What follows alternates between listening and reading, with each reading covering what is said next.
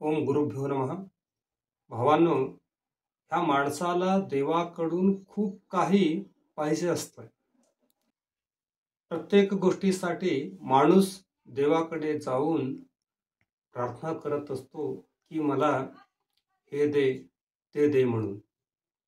जर देव नाही दिले तर हा माणूस काय करतो? देवच बदलून टाकतो. म्हणजे अगोदर शंकरला प्रार्थना करून बघतो, मला हे दे ते दे म्हणून.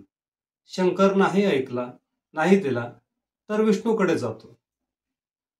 विष्णूही नाही दिले तर कुठं जायचं? ब्रह्माकडे. ब्रह्मही नाही दिले तर यल्लम्मा देवी. यल्लम्मा देवीही नाही दिले, शांभवी.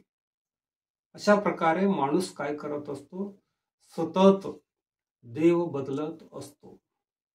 भावांनो, ह्याचा अर्थ असा होतोय की एकच व्यक्तीला आपण वेगवेगळ्या ठिकाणी मदत मागितल्यासारखं होतंय.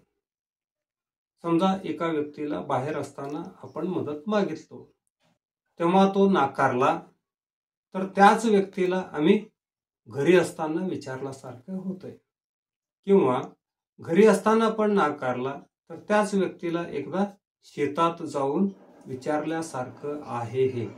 कारण ह्या अगोदरच सांगितले गेले की देव एक नाम अनेक म्हणून. शंकरही तोच असतो, विष्णूही तोच असतो, ब्रह्मही तोच असतो, यल्लम्मा देवीही तोच असतो आणि शांभवीही तोच असतो. हे आपण समजून घ्यावं.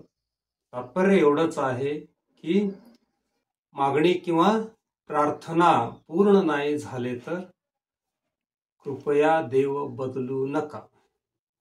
एवढंच माझी विनंती आहे. धन्यवाद.